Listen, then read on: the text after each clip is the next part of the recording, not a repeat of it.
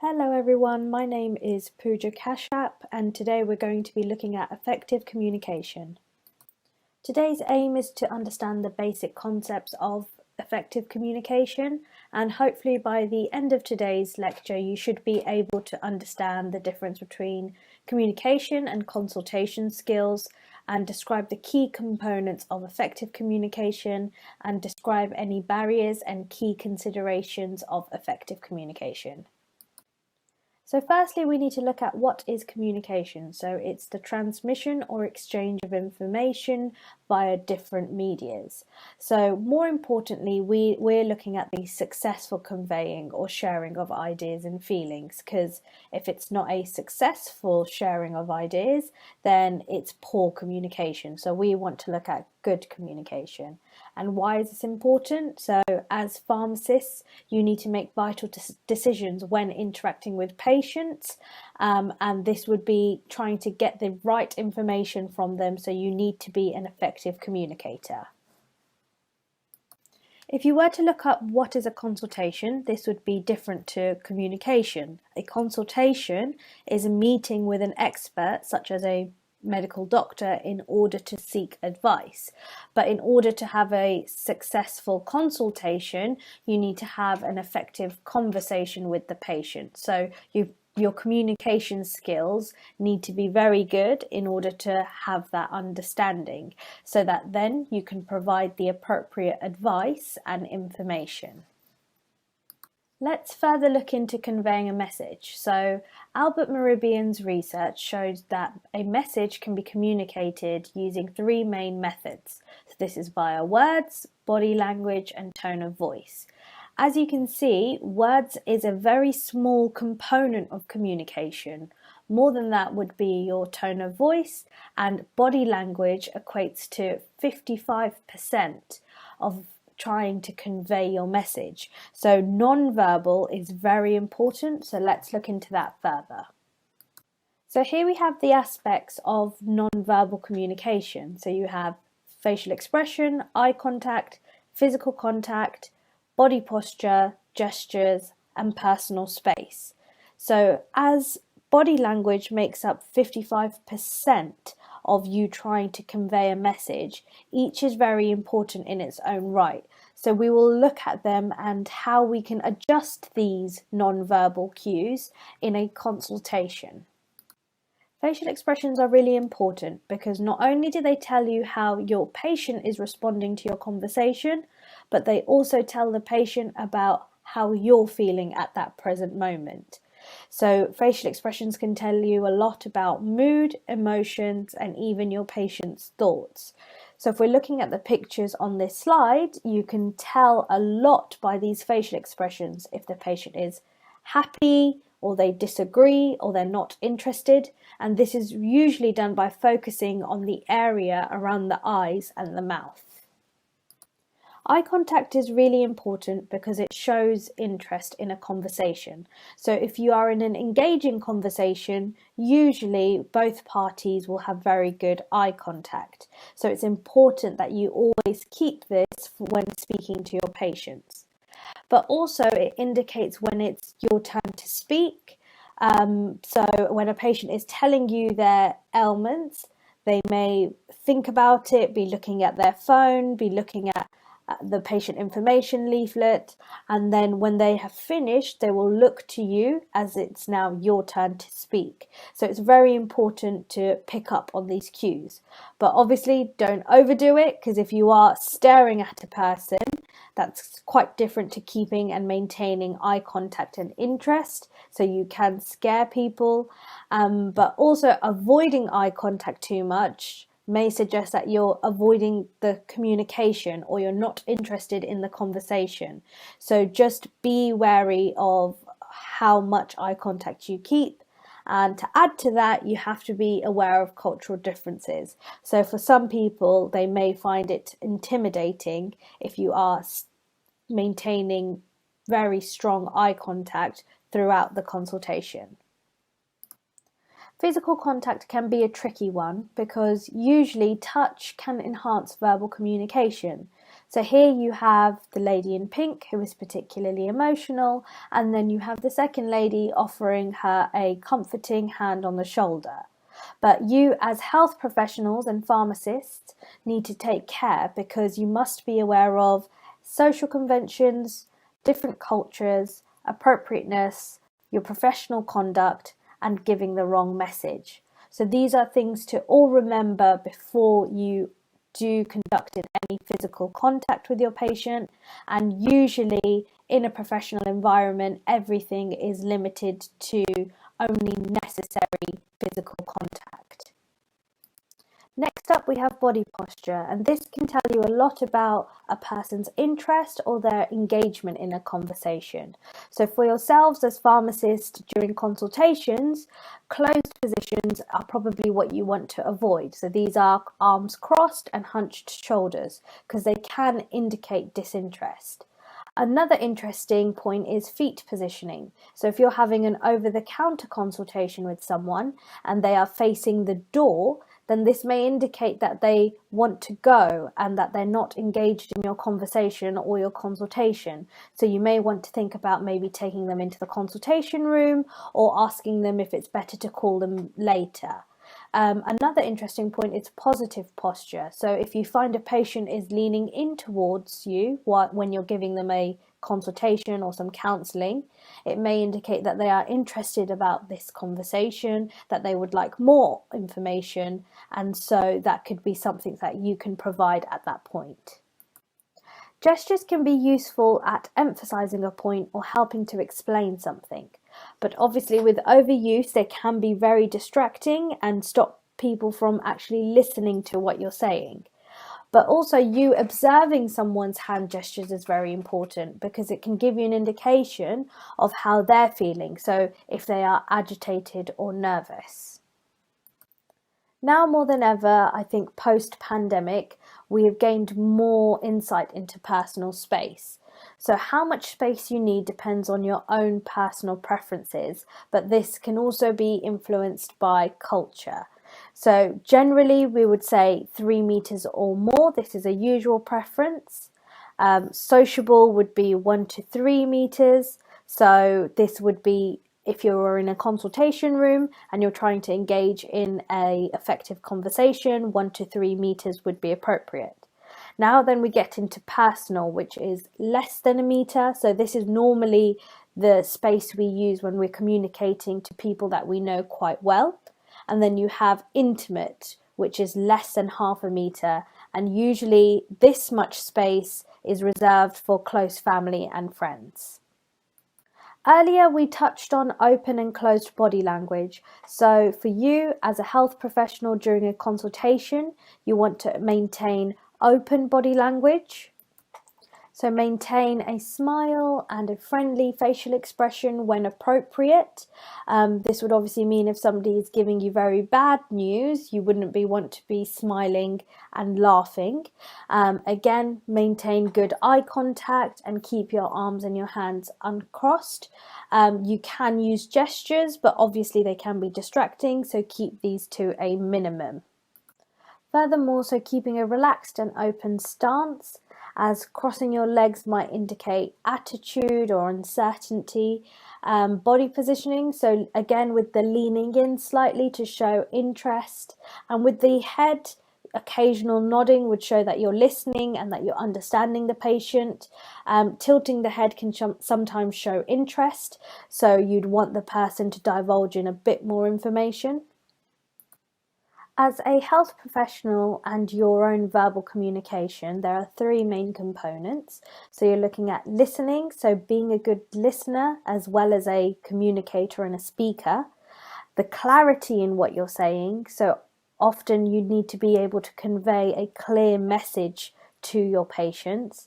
And friendliness, so you're going to be in a customer-facing role, and so you need to have that friendliness and that likability in the tone of your voice. The study of verbal communication is known as paralinguistics, and the aspects of verbal communication are tone, pitch, speed, fluency, and volume, and we will go into this a bit further. In paralinguistics, tone plays a large role in conveying the meaning, more often than the words themselves. So it's a very important aspect of verbal communication. With speed, pitch, and fluency, this can be adapted depending on your listener and helping them understand, to help yourself be more engaging and keep your listener's attention, and to help emphasizing a point. So all of these can indicate confidence, but also nerves and anxiety if you're unsure with what you are saying. During a conversation or a consultation, you will be asking a lot of questions to your patients or other health professionals, and the quality of these questions is imperative on you having effective communication. So we're going to look further into each type of question. Open questions don't have a fixed response and so are usually used at the beginning of a consultation and tend to start with how, who, what, why, when, which, and where. This allows you to get more information from the person and helps you see the bigger picture. Probing questions are similar to open questions, however they allow you to clarify a point. They allow the person to ask a question so that they can gain more information about a certain topic. So for example, would be, tell me more about the headache you've been getting. So this allows you to gain more information about a point already mentioned in the conversation. During your consultations, you probably want to avoid using complex questions. This is because complex questions are multiple questions asked in one time. And usually, if you do ask someone a complex question, they may lose track, omit information, or not understand the question. For example, when we are confirming a prescription, we may ask, what is your name, address, and date of birth? And the patient may omit one of them, which could then possibly cause an error. Also, they can be very confusing. So asking someone, what was the weather like? Did it snow or was it just cold? Can be confusing because they may not know where to start. Closed questions are great for clarifying information, but really do restrict the information you get back. So asking someone, did you take your medicine, restricts them to a yes or no answer. Or asking somebody, did you feel better or not, would only indicate a better or not better reply. There may be a whole grey area whereby they are not telling you this information because you didn't ask them. However, closed questions do have room in the pharmacy because you are always needing to clarify information. So you may want to ask, do you understand, to the patient, and then they can reply with yes or no. Leading questions are probably best avoided during consultations because what leading questions do is that they suggest the answer you want someone to give to you. So asking somebody, you take your tablets with food, don't you? Is telling them that you would like them to be taking their tablets with food, not asking them how they take their tablets, which would be an open-ended question. You are leading them to giving you the answer that you would like to hear. Therefore, leading questions aren't very good at trying to gain information during consultations. So now that we have looked at the verbal and non-verbal communication, let's have a look at the consultation process as a whole. So here we have the Calgary-Cambridge model of communication skills. So what this is showing us is how the consultation should be set out. So first of all, we will be initiating the session, gathering information, obviously physical examination if needed, explanation and planning, and then closing the session. So what we're doing is we're providing structure of the consultation, and then we are building a relationship with the patient. So what this does is it helps give us structure to our consultation to make sure all points have been covered, and then we are able to close the session and summarize the most important points. The structure of the Calgary-Cambridge model allows us to build a rapport with patients. And how do we achieve this rapport? This can be done by many different factors. So behavior, so matching a person's behavior. Physiology, so remember an open stance, leaning in to show interest.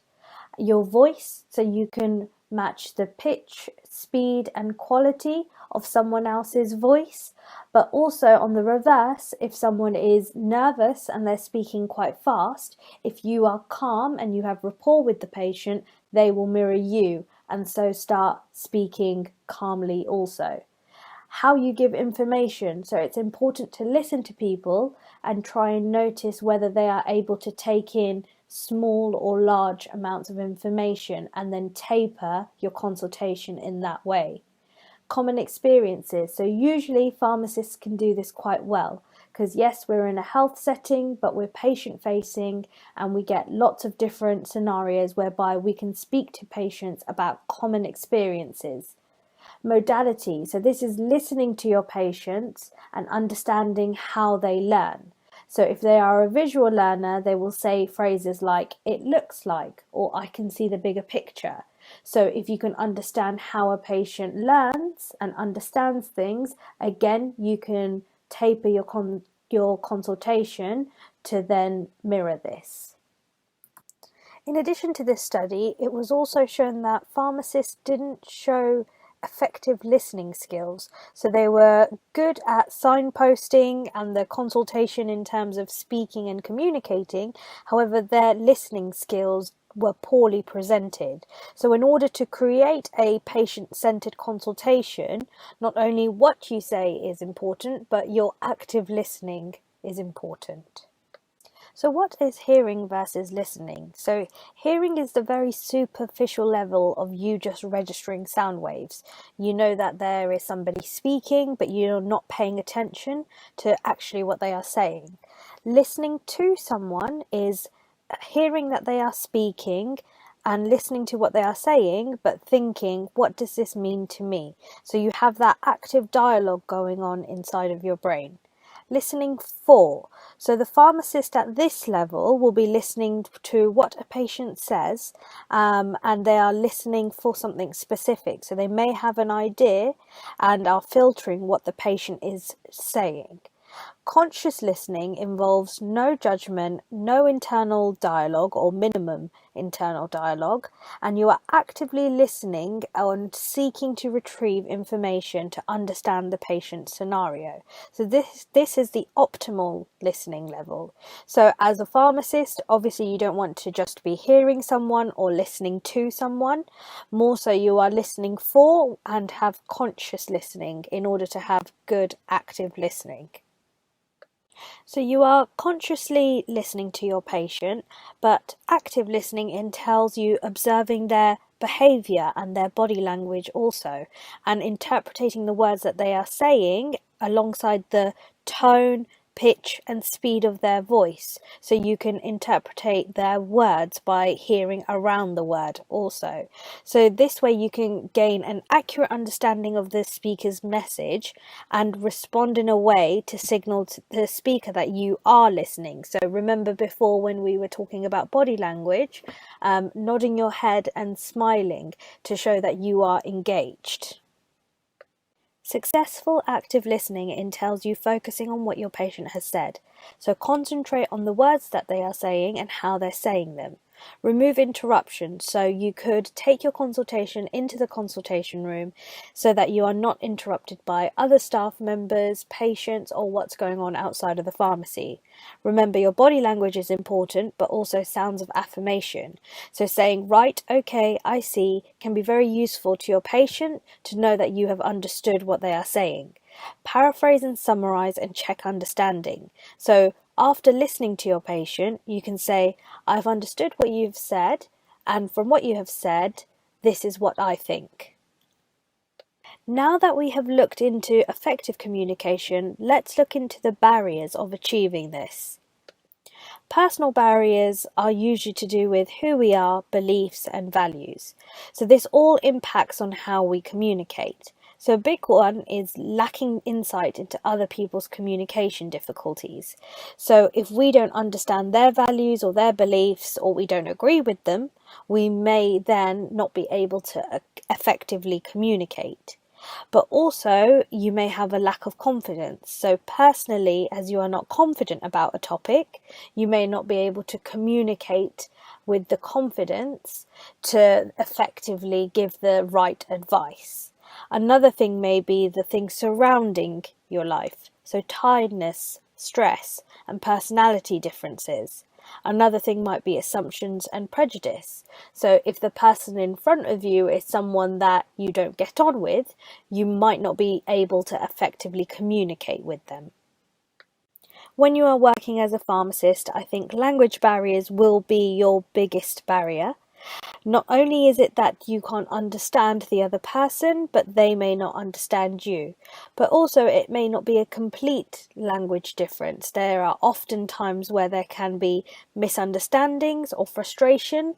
So they are able to give you a very superficial communication of what's wrong. But as the words are very much so different, they might not be able to tell you exactly what is wrong with them. So you may see often that either yourself or the patient is frustrated if you're unable to effectively communicate this message. Also, unintentional disrespect. So if you are not familiar with another culture or language, then you won't know the etiquettes in causing offence of the way you are saying things or the way you have worded things with your tone and pitch. Objects are usually what create a physical barrier and can affect communication depending on their positioning. So if you are standing behind a particularly large counter, is this going to affect the communication because can your patient hear you? Or is the physical barrier obstructing the view so your patient can't pick up on any non-verbal behaviours? So obviously putting a bag or an item in front of you on a table, that may seem intimidating for the patient or distracting. So there are many different things that can cause a physical barrier, and it's just trying to interpret how the other person is going to be able to effectively communicate with yourself if that barrier is present. This is another big one for pharmacists usually, because environmental barriers are usually barriers that are going on around you. So usually, especially if you're in a community or a hospital setting, there's going to be a very high workload with lots of people depending on you. So does this mean that you're not going to have as much time, so you won't be actively listening? You'll be thinking about what's going on outside of the consultation room, and therefore this has created a barrier for effective communication. Then you've got obviously interruptions and distractions, which are going to continuously keep happening.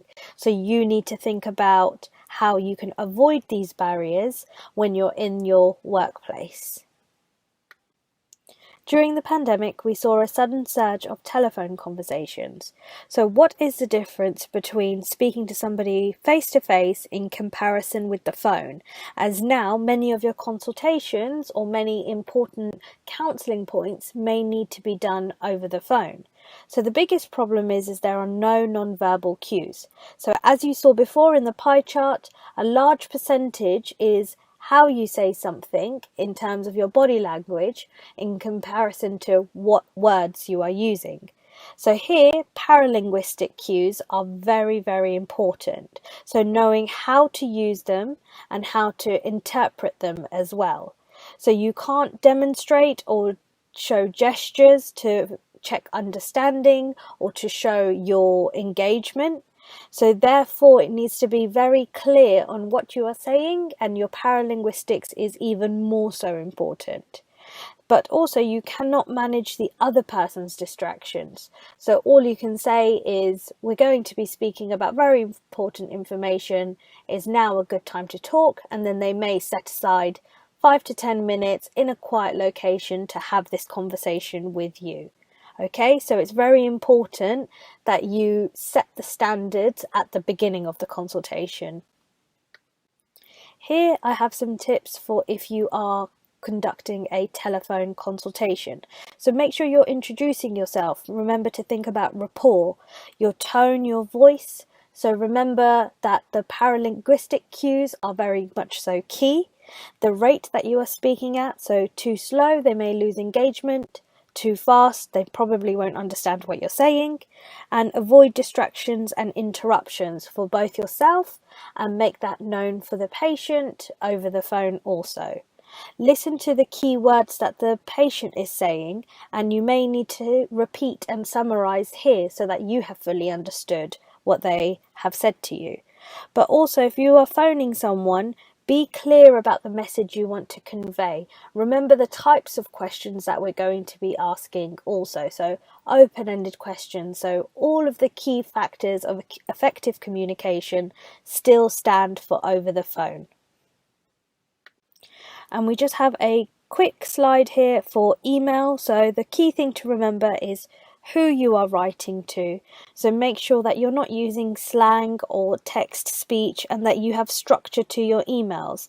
And also remember who you are speaking to, so formally address them, and also make sure that you are signing off with who you are. So for example, if you are emailing a member of staff, make sure that you tell them who you are, your full name, and your student ID number, so that we would know how to find you. So that's it for today's lecture. Here are some extra resources if you want to read further into the topic. This letter writing BBC Skillwise is particularly good if you struggle with letters, and these skills can be transferred over into email. If you do have any questions, please don't hesitate to send me over an email, and thank you for today.